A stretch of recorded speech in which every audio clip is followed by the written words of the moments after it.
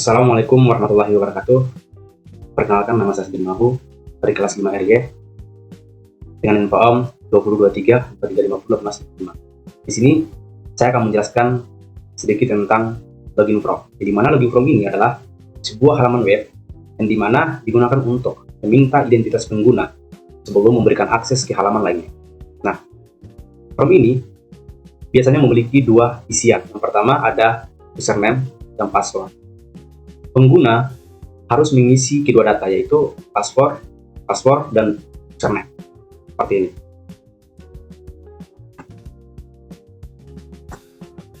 Setelah pengguna mengisi username dan password, maka pengguna harus menekan tombol atau klik login. Untuk apa? Untuk meneruskan ke halaman berikutnya. Seperti ini. Seperti ini. Ini adalah gambaran dari halaman berikutnya. Perkenalkan, nama saya Sani Malan, NPM 1874. Di sini saya akan menjelaskan HTML membuat web di halaman utama web. Di sini saya dapat tugas untuk menjelaskan bagian halaman utama. Oke, tanpa berlama-lama saya akan menjelaskan langsung. Di sini ada div. Div ini ada elemen div, pembungkus beranda. Div ini digunakan sebagai wadah halaman beranda. Jadi home menandakan bahwa bagian ini adalah halaman utama. Kelas page menandakan satu halaman, dan kelas container mengatur tata letak dan jarak melalui CSS. Nah, sini heading 2. Heading 2 ini untuk membuat halaman judul. Adalah tag judul. Nah, B ini menebalkan teks, kira-kira seperti itu. Nah, di sini ada bagaimana cara memasukkan gambar di HTML. IMG tag untuk menampilkan gambar. SRC menentukan lokasi file gambar. ALT teks pengganti jika gambar tidak tampil. Kelas logo buku digunakan untuk mengatur ukuran dan posisi gambar dengan CSS. Yang terakhir yaitu P. Ini adalah penjelasan paragraf. Seperti yang kita lihat di sini adalah penjelasan dari halaman web dari sistem informasi perpustakaan merupakan sebuah platform yang dirancang untuk mempermudah proses pengolahan. Kira seperti itu. Perkenalkan, saya Aidila Nusa Fitri, NPM 1879.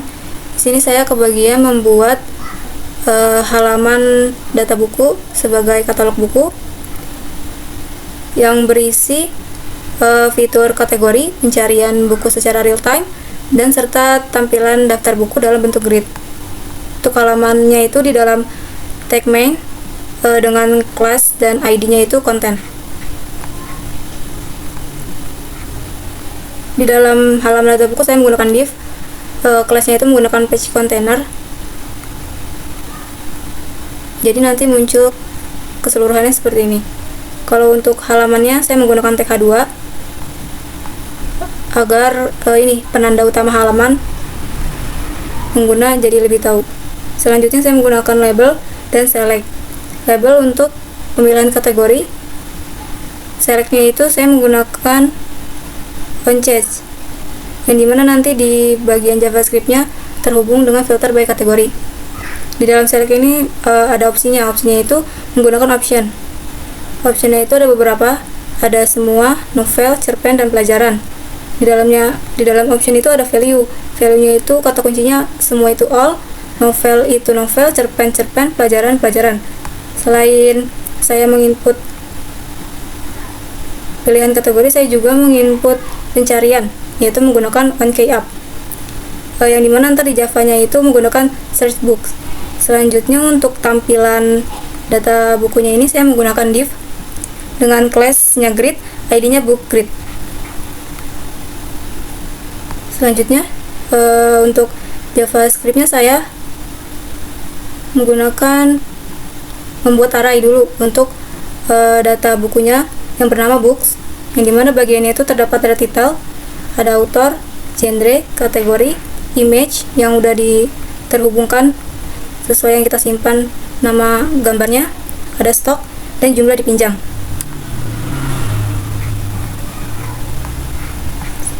Selanjutnya, masukkan data-data bukunya. Saya menggunakan fungsi display books list ini mengambil elemen book grid get element by ID, yang dimana mengosongkan isinya sebelum menampilkan data baru. Jadi jika tidak ada buku yang sesuai akan ditampilkan pesan tidak ada untuk kategori ini. Seperti kayak saya memilih novel kategorinya tapi saya ngeklik judul hanya, jadi tidak ada. Kalau di bagian cerpen dia akan muncul. Kalau untuk informasi stok buku itu yang list ini menggunakan rumus stok dikurangi dipinjam. Jadi jika stok masih tersedia, maka status akan ditampilkan sebagai tersedia. Jika tidak, status akan berubah menjadi stok habis. Nah, kalau yang ini tampilan grid inner HTML-nya, yaitu yang ada di sebelah sini, tampilan halaman webnya. Ada di dalam div-nya, ada image-nya, ada judul menggunakan tag H3, penulis, genre, dan tersedia infonya menggunakan disk class juga, div. Kalau untuk filter by kategorinya, fungsinya kita di sini menggunakan fitur yang dipilih. Jadi kalau saya function ini, ketika saya mengklik yang all, maka semua buku akan ditampilkan. Jika saya mengetik novel saja, maka yang muncul hanya bagian novel saja. Kalau untuk yang function script books, ini juga menggunakan text input judul buku, sama seperti tadi. Saya novel Mariposa. Nah, nanti dia akan otomatis muncul secara real time tanpa mengklik tombol. Judul ini menggunakan includes. Jadi pencarian ini tetap mempertimbangkan kategori yang dipilih. Selanjutnya, untuk update buku menggunakan function update book option yang menyesuaikan daftar buku berdasarkan kategori yang dipilih. Jadi hanya buku yang masih memiliki stok yang akan ditampilkan sebagai yang dipilih. Nah, jadi ini kan dia ada rumusnya juga, stok dipinjam. Jadi kalau mau nampil harus ada peminjaman terlebih dahulu, baru nanti stoknya akan kelihatan berkurang. Jadi untuk keseluruhan di halaman data buku ini, HTML dan JavaScript-nya saling terhubung melalui penggunaan ID element, yaitu yang onChange dan onKeyUp, sehingga tidak perlu reload halaman gitu. Jadi lebih interaktif dengan cara terhubung dengan JavaScript. Perkenalkan, saya Naswagdani Lina, NPM 1902. Ini saya akan menjelaskan form peminjaman buku, di mana kode program menggunakan HTML.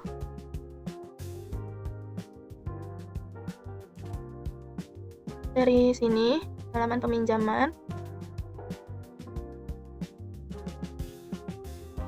sampai div ini. Dan JavaScript,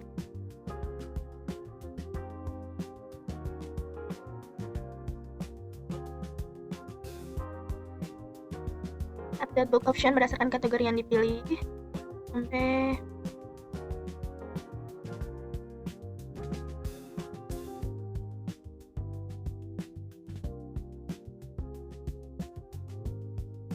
sini, yang dimana fungsinya itu untuk mengisi data peminjam, memilih kategori dan judul buku, menentukan tanggal peminjam, melihat preview data sebelum dikirim, serta menampilkan daftar peminjaman aktif.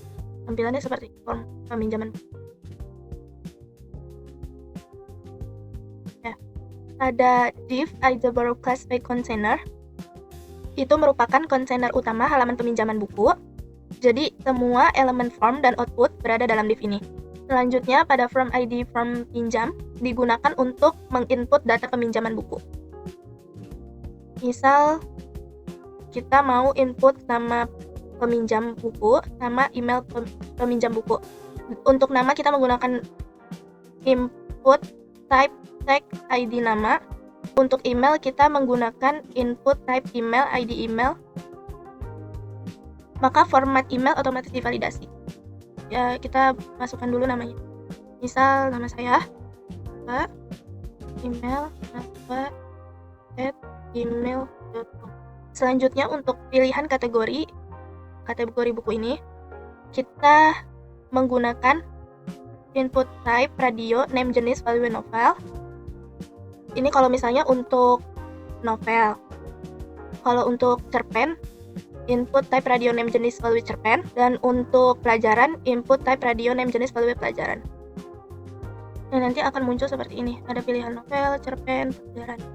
Lalu pada judul buku, itu ada select ID judul required. Ini kegunaannya untuk menampilkan judul buku sesuai kategori. Jadi kalau misalnya novel itu ada Harry Potter, 5 cm Mariposa, cerpen, Hanya Imajinasi, Menyerah Bukan Pilihan di Tengah Kegelapan, pelajaran, Biologi SMA kelas 11, Ekonomi SMA kelas 12, Matematika SMA kelas 10. Lalu pada JavaScript, set book option berdasarkan kategori yang dipilih, dari sini sampai situ, untuk mengambil kategori buku yang dipilih, misal novel, cerpen, dan pelajaran. Kemudian di bagian HTML, di setiap input type itu ada update book option. Ini kegunaannya saat kategori diubah, maka daftar judul buku akan ikut berubah. Misal novel nih, novel, terus Harry Potter. Tanggal pinjamnya hari ini, terus nah di sini udah ya. Nama Naswa, email naswa@gmail.com, pada novel, judul buku Harry Potter. Nah, kalau misalnya diganti, misalnya cerpen, maka nanti di sini akan berubah. Ya, Menyerah Bukan Pilihan, terus tanggal pinjamnya ini. Di sini akan berubah juga, di preview akan berubah. Selanjutnya, pada input type data ID tanggal record ini digunakan untuk menentukan tanggal peminjaman buku. Ini ada bulan dan lalu pada button type reset class, reset on click, ini menghapus semua isian form dan mengembalikan preview ke kondisi awal. Nah, ini kan udah ya, nama Naswa, email naswa.com, terus Menyerah Bukan Pilihan, set. Maka kembali akan seperti kondisi awal. Namanya tidak ada, emailnya tidak ada, judul buku, pilih buku, tanggal peminjaman belum tertera. Sedangkan button type kelas kirim on ke kirim data ini, yaitu kegunaannya untuk mengirim data peminjaman, menampilkan hasil ke preview, dan daftar peminjaman aktif. Tulis namanya Ina. Ya.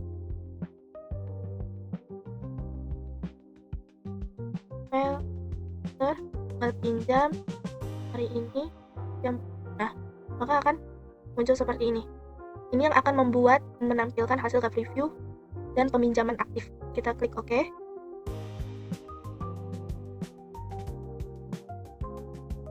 Maka peminjam Tina, email@gmail.com, tanggal pinjam 2012, daftar pinjaman aktif. Selanjutnya pada div class preview box, ini kegunaannya untuk menampilkan ringkasan data yang diinput secara langsung. Isi previewnya ada ini, nama, email, kategori, judul buku, tanggal pinjam. Dan untuk menampilkan previewnya kita menggunakan JavaScript. Di sini ya, update preview sampai sini. Terus kita akan mencobanya.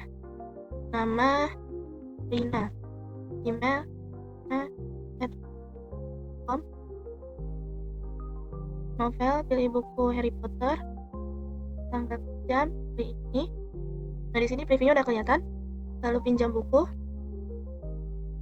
peminjaman berhasil, oke. Ya, di sini kelihatan. Daftar peminjaman aktif ini kan terdapat div ID active borrowings. Ini kegunaannya untuk menampilkan data peminjaman yang sudah dikirim, lalu untuk tampilan menggunakan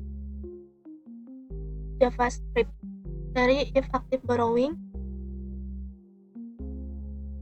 sampai sini.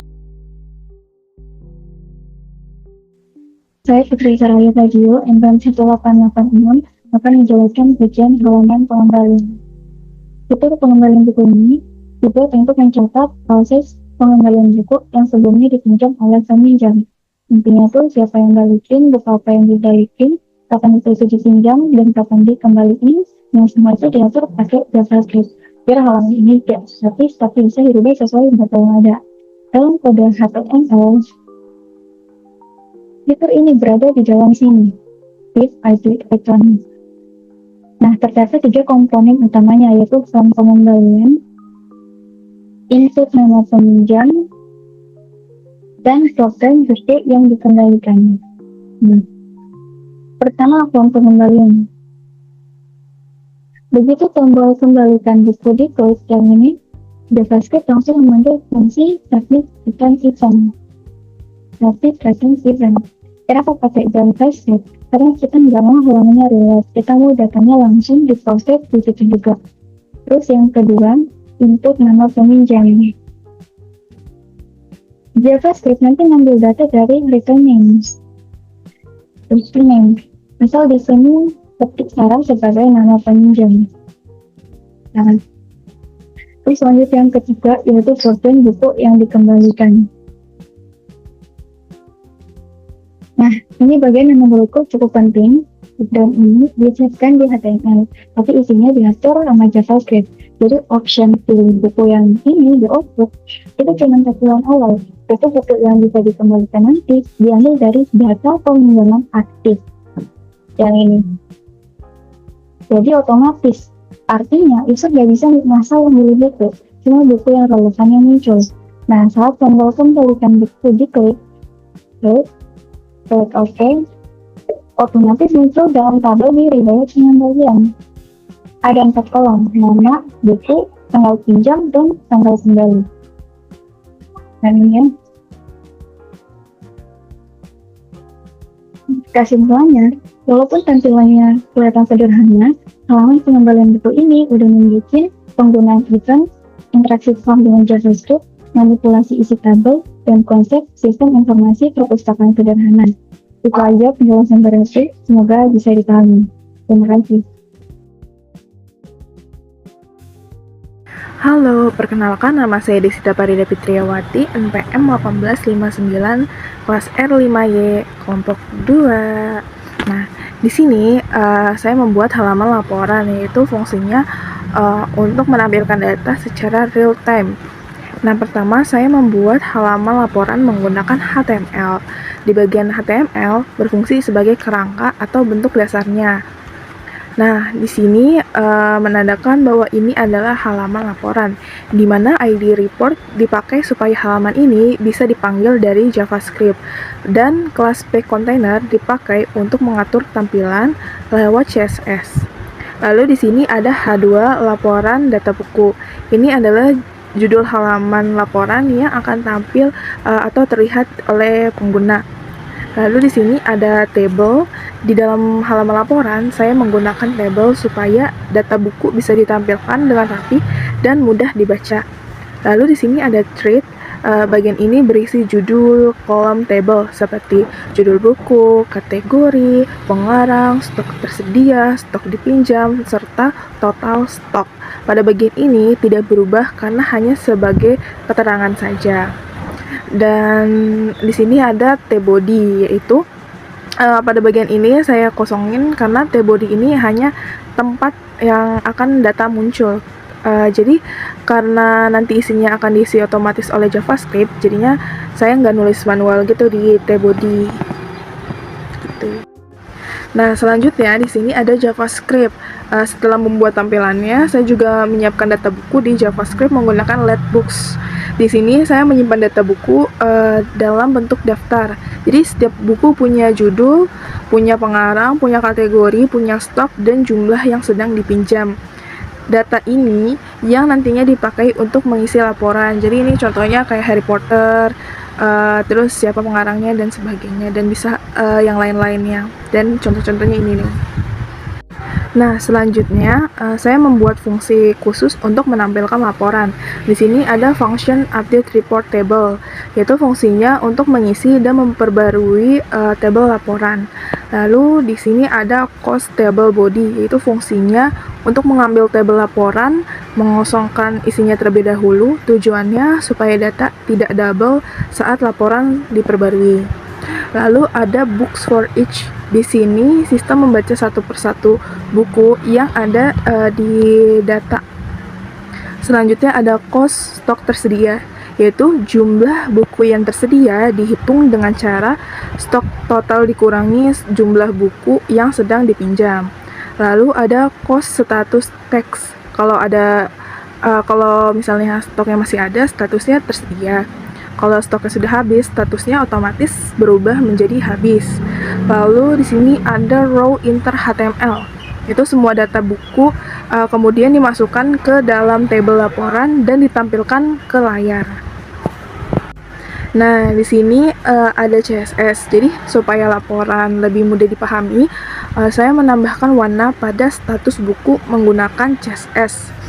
Yaitu kalau stoknya habis, warnanya merah yang menandakan buku udah habis dan tidak bisa dipinjam lagi. Sedangkan kalau stoknya tersedia, dia akan berwarna hijau yang menandakan buku masih tersedia dan bisa dipinjam. Nah, ini dia contohnya. Kami di sini ingin mendemonstrasikan website yang telah kami buat. Langsung saja saya tulis link yang sudah kami hosting menggunakan Fatshell. Begitu kita klik linknya, langsung ketemu page halaman login. Untuk mengenai tampilannya, kami memilih tampilan sidebar dengan menu ada login, utama, katalog buku, peminjaman, pengembalian, dan laporan. Langsung saja kami masukkan username-nya, admin, dan juga passwordnya 123. Langsung muncul pop-up login berhasil. Oke, langsung pindah ke halaman utama. Ada berbagai informasi mengenai perpustakaan ini. Langsung saja kita tunjukkan ke katalog bukunya. Kami sudah menunjukkan masing-masing 9 buku dengan 3 kategori dan bisa difilter sesuai kategori buku, misal novel. Terus ada juga cerpen dan juga pelajaran. Ini juga bisa dicari apa buku yang kita mau cari, misal Harry Potter atau Mariposa. Nah, begitu. Kalau sudah ditentukan buku mana yang mau dipinjam, langsung saja kita ke halaman peminjaman.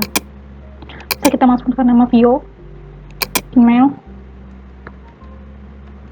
dan kita pilih nih kategori buku apa yang mau dipinjam. Misal novel, ada cerpen, pelajaran, tapi di sini kita akan memilih novel. Judul bukunya misal Harry Potter dengan stok 5. Tentukan tanggal peminjam hari ini. Dan ini preview dari informasi peminjaman. Langsung saja pinjam buku. Langsung muncul pop-up buku Harry Potter, nama peminjam Vio, dan stok tersisa 4. Oke, di sini langsung terdaftar daftar peminjam aktif. Kalau kita cek laporannya, buku Harry Potter dengan total stok 5 sudah dipinjam 1, jadi stok tersedianya ada 4. Misal kita pinjam lagi dengan nama Putri, email Putri,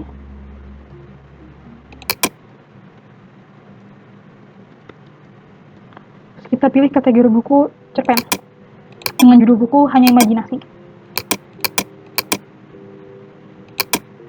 Stok tersisa 5, oke, jadi daftar peminjam aktifnya ada nama saya Vio dan Putri. Kalau kita cek lagi laporannya, Hanya Imajinasi, total stoknya ada 6, sudah dipinjam 1, jadi stok tersedianya ada 5. Coba kita kembaliin salah satu bukunya. Pilih buku Harry Potter, kembalikan buku. Pengembalian berhasil, buku Harry Potter, nama peminjam Vio. Oke.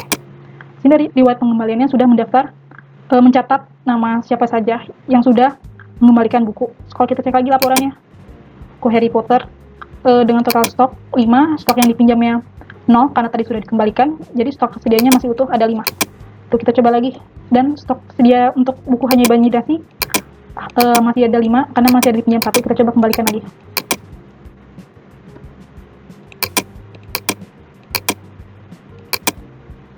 Nah, ini dari riwayat pengembaliannya, ada Vio sudah mengembalikan buku dan Putri sudah mengembalikan buku. Kita cek lagi laporannya. Dia Hanya Imajinasi, buku yang dipinjam sudah tidak ada dan semua stoknya sudah kembali full. Nah, itu saja laporan simulasi demonstrasi dari website yang sudah kita buat. Ini saya juga akan mau menunjukkan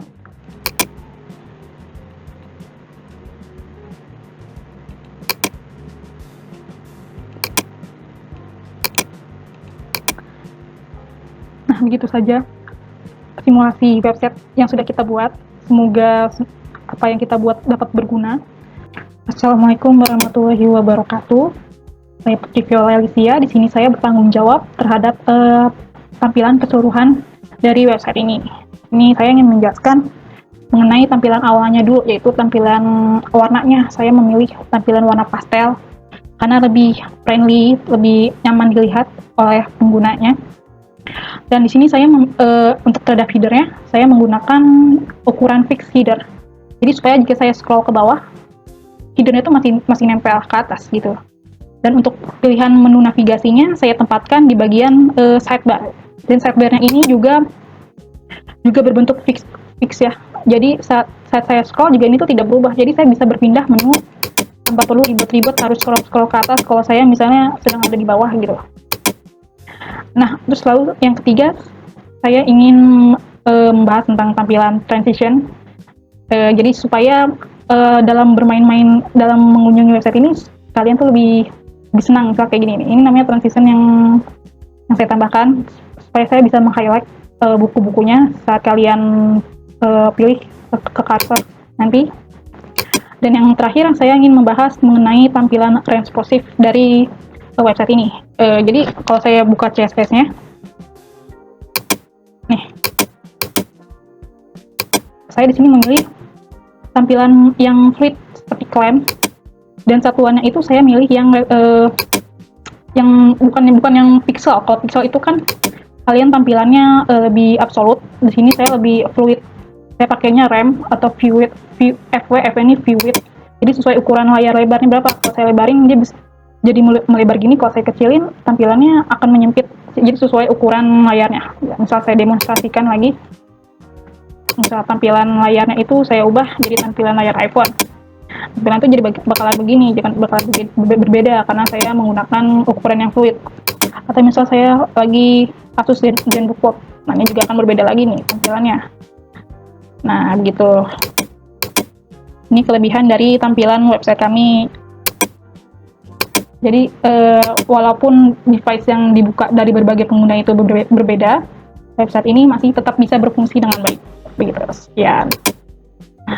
Dah, begitu aja sih mengenai pembahasan tampilan website yang telah kami buat.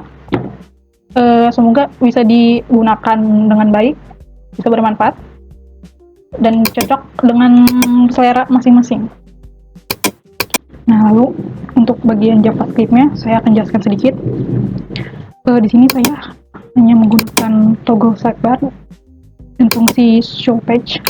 Jadi untuk toggle sidebar ini untuk supaya pada saat kita mengklik tombol sidebar ini muncul dan hilang gitu. Jadi untuk saya bacakan di sini awal-awal mengambil dulu elemen yang mempunyai ID sidebar, nanti disimpan di dalam cons sidebar. Mengambil juga elemen yang mempunyai ID header, disimpan ke header. Mengambil elemen dengan ID konten, disimpan di variabel konten. Nah, terus hilangkan dulu nih. Tambahkan dulu class hidden supaya disembunyikan dulu. Dan if jika sidebar mengandung kelas hidden, headernya ini dihapus. Terus ditambahkan fluid. Jadi kalau mengandung konten hidden, kalau sidebar mengandung konten disembunyikan, berarti fluid nih, fluid. Kontennya tuh jadi lebar. Terus kalau tidak ada, berarti tambahkan with sidebar dan hapus kelas fluidnya. Jadi ini yang tidak ada. Ini kalau ada with sidebar, ininya mengecil gitu. Terus untuk bagian fungsi show page, fungsinya di bagian sini, jadi kita bisa pindah-pindah ke halamannya. Jadi di setiap kontainer ini sudah mempunyai ID masing-masing. Jadi kalau ID-nya report, di page ID sama dengan report, pindah ambil fungsi update report table. Terus jika page ID-nya sama dengan borrow, pindah langsung update active borrow list, dan selanjutnya seperti itu. Saja sih fungsi dari JavaScript yang digunakan dalam mendesain supaya website bisa aktif dan responsif.